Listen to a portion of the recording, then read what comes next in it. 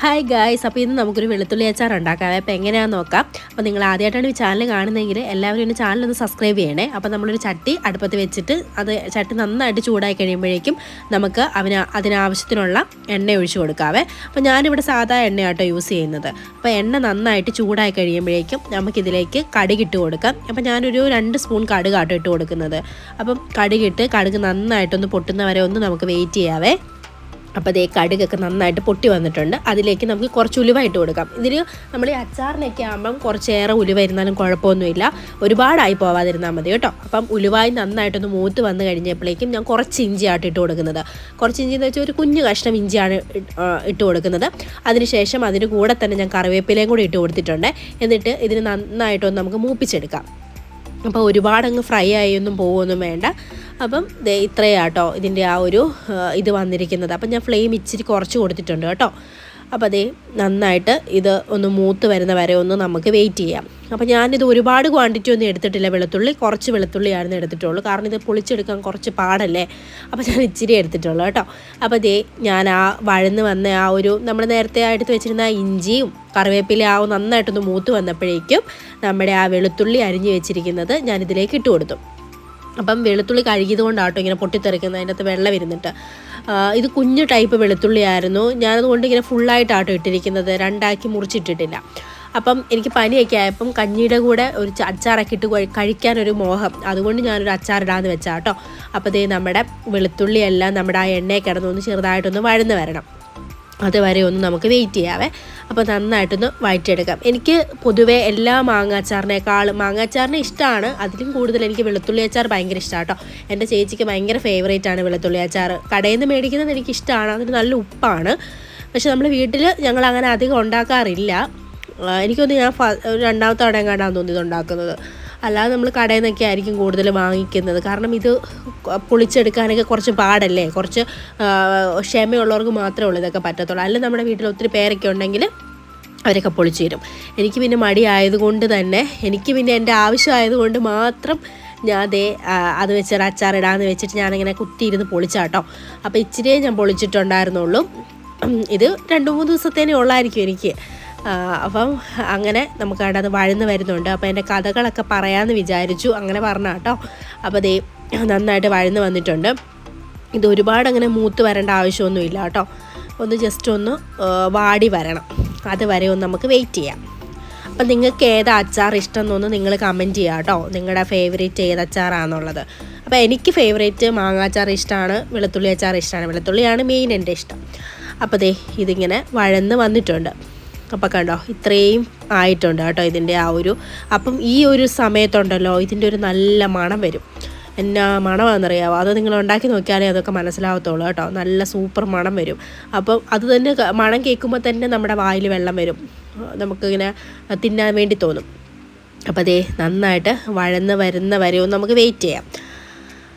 അപ്പം ഒന്ന് വഴന്ന് വരട്ടെ, അതുവരെ ഒന്ന് നമുക്ക് വെയിറ്റ് ചെയ്യാവേ. അപ്പോൾ നമ്മുടെ നന്നായിട്ട് വഴന്ന് വന്നപ്പോഴേക്കും ഞാൻ കുറച്ച് ഉപ്പ് ആഡ് ചെയ്ത് കൊടുത്തിട്ടുണ്ട് കേട്ടോ. ഉപ്പിട്ടിട്ട് നമുക്ക് നന്നായിട്ടൊന്ന് മിക്സ് ചെയ്ത് കൊടുക്കാം. അപ്പം ഇത് നന്നായിട്ടൊന്ന് വഴന്ന് വരുന്നവരെ നമുക്കൊന്ന് വെയിറ്റ് ചെയ്യണം. അപ്പോൾ ഉപ്പിട്ടിട്ട് ഞാൻ ഇളക്കി കൊടുത്തുകൊണ്ടിരിക്കുക കേട്ടോ. അപ്പോൾ അതിൻ്റെ കളറ് ചെറുതായിട്ടൊന്ന് മാറിയിട്ടുണ്ട്, ഒരു ചെറിയ ലൈറ്റ് കളറ് മാറിയിട്ടുണ്ട് കേട്ടോ.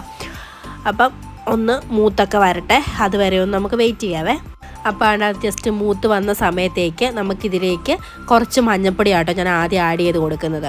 അപ്പം മഞ്ഞൾപ്പൊടി ഇട്ട് കൊടുത്തിട്ടുണ്ട്. ഇനി നമുക്ക് ഇതിലേക്ക് ഞാൻ ആദ്യം തന്നെ നമ്മുടെ ഒരു ഫ്ലേവറിന് വേണ്ടിയിട്ട് നമ്മൾ സാധാ പിക്കിൾ പൗഡർ മേടിക്കാൻ കിട്ടുമല്ലോ, അച്ചാർ പൊടിയൊക്കെ കിട്ടുമല്ലോ, അത് ഞാൻ 2 സ്പൂണായിട്ട് ഇട്ട് കൊടുക്കുന്നത്. ഞാനിവിടെ ബ്രാഹ്മിൺസിൻ്റെ അച്ചാർ പൊടിയാട്ടോ എടുത്തിരിക്കുന്നത്. അപ്പോൾ 2 സ്പൂൺ നമ്മുടെ അച്ചാർ പൊടി ഇട്ട് കൊടുത്തിട്ടുണ്ട്. ഇനി അതുപോലെ തന്നെ നമ്മൾ 2 സ്പൂൺ മുളക് പൊടി, സാധാ മുളക് പൊടിയില്ലേ, 1.5 സ്പൂണേ ഇട്ട് കൊടുത്തിട്ടുള്ളൂ കേട്ടോ. എരിവിനനുസരിച്ച് നമുക്ക് ഇട്ട് കൊടുക്കാം. അപ്പോൾ ഓൾറെഡി നമ്മൾ ആ പിക്കിൾ പൗഡറിന് ഓൾറെഡി എരിവ് കാണും. അപ്പോൾ അതിൻ്റെ കൂടെ ഒത്തിരി ഇട്ട് കഴിഞ്ഞാൽ ആ ഒരു ഫ്ലേവർ നമുക്ക് കിട്ടത്തില്ല. അതുകൊണ്ട് ഞാൻ ചെറുതായിട്ട് എരിവ് ഇച്ചിരി കുറച്ചിട്ട് 1.5 സ്പൂൺ മുളക് പൊടി ഇട്ട് കൊടുത്തിട്ടുള്ളൂ. അപ്പോൾ അതും കൂടെ ഇട്ടിട്ട് നമുക്ക് നന്നായിട്ടൊന്ന് മിക്സ് ചെയ്തെടുക്കാവേ. അപ്പോൾ നമ്മുടെ ഈ മൺചട്ടി ആയതുകൊണ്ട് തന്നെ നമുക്ക് എപ്പോഴും ലോ ഫ്ലെയിമിൽ തന്നെ ഇട്ടാൽ മതി, കാരണം ചൂട് നിൽക്കുന്ന ഒരു ചട്ടിയാണല്ലോ ഈ മൺചട്ടി എന്ന് പറയുന്നത്. അപ്പോൾ ഇതാണ് അതിൻ്റെ പാകം. കണ്ടിട്ട് തന്നെ നല്ല രസമുണ്ടല്ലേ. അപ്പം ഇതിപ്പോൾ ഫുള്ളായിട്ട് ഒരു ഡ്രൈ ആയിട്ട് വറ്റിയാണ് ഇരിക്കുന്നത്. അപ്പോൾ അതിൻ്റെ ആ ഒരു പച്ചമണം മാറുന്ന വരെ ഒന്ന് നമുക്കിതിനെ മിക്സ് ചെയ്ത് കൊടുക്കാവേ. ഇനി നമ്മൾ ഇതിൻ്റെ പച്ചമണമൊക്കെ മാറിക്കഴിയുമ്പോഴേക്കും നമുക്കിതിലേക്ക് വിനാഗിരി ഒഴിച്ചു കൊടുക്കാം. ഇതിൻ്റെ ആ ഒരു വെള്ളം എന്ന് പറയുന്നത് തന്നെ ഇതിൻ്റെ വിനാഗിരിയാണ്. കാരണം നമ്മൾ ഈ മാങ്ങാച്ചാറൊക്കെ ആകുമ്പോൾ അതിന് പുളിപ്പുണ്ട്, അല്ലാതെ ഈ വെളുത്തുള്ളിക്ക് അങ്ങനെ പുളിയൊന്നുമില്ലല്ലോ. അപ്പോൾ അതിന് വേണ്ടിയിട്ട് നമ്മൾ ഇതിലേക്ക് എന്താണേലും നമ്മൾ വിനാഗിരി ആഡ് ചെയ്തേ പറ്റത്തുള്ളൂ. അപ്പോൾ വിനാഗിരിയാണ് ഞാൻ ആഡ് ചെയ്ത് കൊടുത്തിരിക്കുന്നത്. അപ്പോൾ ആദ്യം ഞാൻ ഇച്ചിരി ഒഴിച്ചു കൊടുത്ത്, അപ്പോൾ കുറവാന്ന് തോന്നിയിട്ട് ഞാൻ കുറച്ചും കൂടെ ഇട്ട് കൊടുത്തു കേട്ടോ. അപ്പോൾ ആ വിനാഗിരിയുടെ പുളിയെല്ലാം കൂടെ നമ്മുടെ വെളുത്തുള്ളിയിലേക്ക് വരണം. അപ്പോൾ കണ്ടില്ലേ, ഇപ്പോൾ ഒരു ചെറുതായിട്ട് അതൊരു കുഴമ്പ് പോലെ വന്നിട്ടുണ്ട്, ഇങ്ങനെ പെരളം പോലെ വന്നിട്ടുണ്ട് കേട്ടോ. അപ്പോൾ ഇതിലേക്ക് നമുക്കിനി നിങ്ങൾക്ക് വേണമെങ്കിൽ നിങ്ങൾക്ക് ഇച്ചിരി കൂടെ വെള്ളം ഒഴിക്കുകയാണെന്നുണ്ടെങ്കിൽ നമുക്ക് കുറച്ചുകൂടെ ഒരു ഇച്ചിരി ലൂസായിട്ടുള്ള ഒരു രീതിയിൽ നമുക്ക് എടുക്കാം. ഇതിപ്പോൾ ഇങ്ങനെ ഇത്രയും എനിക്ക് ഇച്ചിരി ചാറ് വേണം, അത് ഇഷ്ടമായതുകൊണ്ട് ഞാൻ തിളപ്പിച്ച വെള്ളമായിട്ട് ഞാൻ ഒഴിച്ചു കൊടുക്കുന്നത്. തിളപ്പിച്ച വെള്ളം ഒഴിച്ചു കൊടുക്കണം. സാധാരണ നമ്മൾ ഈ അച്ചാറൊക്കെ നമ്മൾ ഒരുപാട് ദിവസത്തേക്ക് ഇടാൻ വേണ്ടിയിട്ടുള്ളതാണല്ലോ. അപ്പോൾ അതിന് വേണ്ടിയിട്ട് നമ്മൾ തിളപ്പിച്ച വെള്ളമേ ഉള്ളൂ നമ്മളിതിൽ ആഡ് ചെയ്ത് കൊടുക്കാവുള്ളൂ.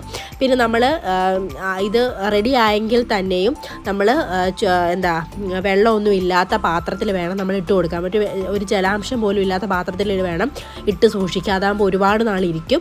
ഇത് പിന്നെ 2 ദിവസത്തേക്കേ ഉള്ളൂ. ഇത് പിന്നെ ഏത് പാത്രത്തിലിട്ടാലും കുഴപ്പമൊന്നുമില്ല. ഇനി ഒരുപാട് ക്വാണ്ടിറ്റി ഉണ്ടാക്കുന്നവരുടെ കാര്യമായിട്ടോ ഞാൻ പറയുന്നത്. അപ്പോൾ കണ്ടില്ലേ, ആ ഒരു വെള്ളത്തിൽ കിടന്ന് നമ്മുടെ ആ ഒരു ഒന്നും കൂടെ നമ്മുടെ ആ വെളുത്തുള്ളി കുക്കായിട്ടുണ്ട്.